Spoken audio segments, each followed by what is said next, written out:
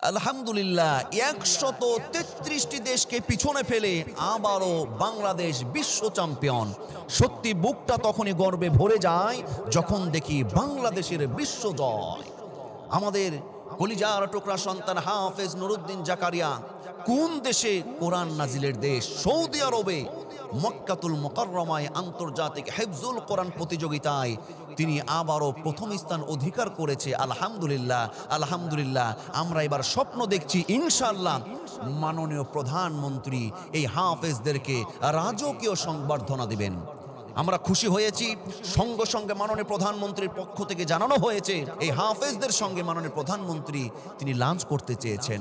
শুধু এইটাই নয়, আমি আশাবাদী ইনশাআল্লাহ এবার এই আমাদের 4 জন হাফেজ হাফেজা, 2 জন হাফেজ এবং 2 জন হাফেজা, 2 জন ভাই এবং 2 জন বোনকে আমরা ইনশাআল্লাহ এবার রাষ্ট্রীয়ভাবে আমার বিশ্বাস মাননীয় প্রধানমন্ত্রী এবার রাজকীয় সংবর্ধনা প্রদান করবেন। কেন করবেন, আমি কেন আশ্বস্ত হচ্ছি তার কারণ একটা বিষয়, যেমন করে আমাদের দেশে সরকারি দল বিরোধী দলে যেমন করে ঠেলাঠেলিও রয়েছে, একটা বিষয় আপনারা গণঅভ্যুত্থানের পর একটা বিষয়কে আপনারা খেয়াল করেছেন, পজিটিভ দিকগুলো ভালো ভালো অনেক কাজগুলো দেখছি আমাদের মধ্যে, কিন্তু একে অপরের প্রতিযোগিতা করছে সরকারি দল বিরোধী দল। এটা নিঃসন্দেহে এই রকম প্রতিযোগিতা হোক, দেশটা এগিয়ে যাবে, এটা তো আমরা চাই।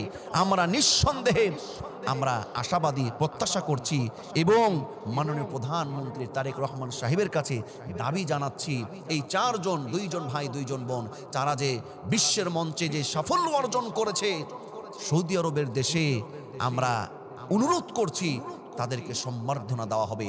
কেন সম্বর্ধনা দেওয়া হবে? বিশেষ করে 4টি কারণে আমি মনে করি তাদেরকে সম্মাননা দেওয়ার প্রয়োজন, তাদেরকে খুশি করা প্রয়োজন। নাম্বার 1 হলো এই সাফল্য শুধু হাফেজ নুরুদ্দিন জাকারিয়াদের সাফল্য নয়, তাদের ব্যক্তিগত সাফল্য নয়, এই সাফল্য হলো জাতীয় গৌরবের এই বাংলাদেশের লাল সবুজের পতাকাকে তারা বিশ্বের মানচিত্রে আবারও উড্ডীন করেছে, দেশকে আবারও পরিচিত করে দিয়েছে। এই জন্য আমি বলবো এই 1 নম্বর কারণ হলো এই সাফল্য তাদের নয়, এই সাফল্য আমাদের বাংলাদেশের, আমাদের এই জাতীয় সাফল্যের কারণে তাদেরকে সম্মাননা করতে হবে। যেইখানে আল্লাহ সুবহানাহু ওয়া তাআলা, আল্লাহর রাসূল নিজে তাদেরকে সম্মানিত করেছেন, আল্লাহ সুবহানাহু ওয়া তাআলা এবং তার হাবিব তার রাসূল নিজে সম্মানিত করেছেন। রাসূলুল্লাহ সাল্লাল্লাহু আলাইহি ওয়াসাল্লাম যারা কোরআনের সাথে সম্পর্ক রাখবে তাদের বিষয়ে সাহাবীদের সামনে এইভাবে বলছিলেন, ইন্না লিল্লাহি আহলিন্না মিনান নাস, নিশ্চয়ই মানুষের মধ্যে এমন কিছু মানুষ রয়েছে বিশেষ মর্যাদা, তাদের আলাদা মর্যাদায় রয়েছে। সাহাবীরা বললেন, ক্বালু ইয়া রাসূলুল্লাহ মান হুম? ক্বাল ইয়া রাসূলুল্লাহ তারা কারা? নবীজি বললেন, আহলুল কোরআন হুম আহলুল্লাহি ওয়া খাসাতুহু। নবীজি বললেন তারা হলো যারা কোরআন পড়ে, কোরআনের সাথে সম্পর্ক রাখে, কোরআনের মানুষ যারা যারা কোরআনের সাথে সম্পর্ক রাখে তারা হলো আল্লাহর বিশেষ বান্দা ও তারা হলো আল্লাহর বিশেষ প্রিয়জন। অন্য জায়গায় আল্লাহর রাসূল এই হাফেজ সাহেবদেরকে কেমন সম্মানিত করেছেন, কেমন মর্যাদা দেবেন। কিয়ামতের দিন কোরআন তাদের সঙ্গী হবে। রাসূলুল্লাহ সাল্লাল্লাহু আলাইহি ওয়াসাল্লাম বলেন, আকরুল কোরআন ফাইন্নাহু ইয়াতি ইয়াউমাল কিয়ামাতি শাফিআন লি আসহাবি। তোমরা কোরআন পাঠ করো, তোমরা কোরআন পাঠ করো, কেননা কিয়ামতের দিন কোরআন তার সঙ্গী হবে। কোরআন তার সঙ্গীদেরকে সুপারিশ করে আল্লাহর কাছে সম্মানিত করবে, কোরআন তার সঙ্গীদেরকে সুপারিশ করে জান্নাতে নিয়ে যাবে। সুবহানাল্লাহ। হাফেজ সাহেবরা কোরআন নিয়ে গবেষণা করে, স্টাডি করে, কোরআন নিয়ে তারা কিন্তু একসঙ্গে কোরআন নিয়ে কত সাধনা, কত জল্পনা, কত তেলাওয়াত তারা করে। শুধু হাফেজ সাহেবরা নয়, যারাই কোরআনের সাথে সম্পর্ক রাখবে, কোরআন দিয়ে জীবন গড়বে, কোরআনকে যারা মহাব্বত করবে, তারাই কিন্তু এই কোরআনেই তাদেরকে সুপারিশ করবে কিয়ামতের দিনে। এই হাফেজ সাহেবদেরকেও আল্লাহ পাক এত সম্মানিত করেছে, হাফেজ সাহেবদের পিতাদেরকে নূরের টুপি কিয়ামতের দিন পরানো হবে। এই জন্য মাননীয় প্রধানমন্ত্রীকে আমি যে 4টা কারণে অনুরোধ করব, 1 নম্বর হলো তাদের এই বিজয় তাদের ব্যক্তিগত নয়, আমাদের জাতীয় এটা গৌরবের এবং বিজয়ের।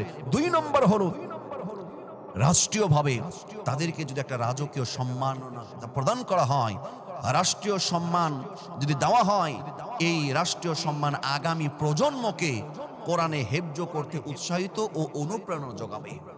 যখন এই হাফেজ সাহেবগুলো যখন সম্মানিত হবে, আরো লক্ষ লক্ষ হাফেজে কোরআন যারা আছে তারা কিন্তু উদ্বুদ্ধ হবে, পরিবারগুলো পিতামাতা গার্ডিয়ানরা উদ্বুদ্ধ হবে।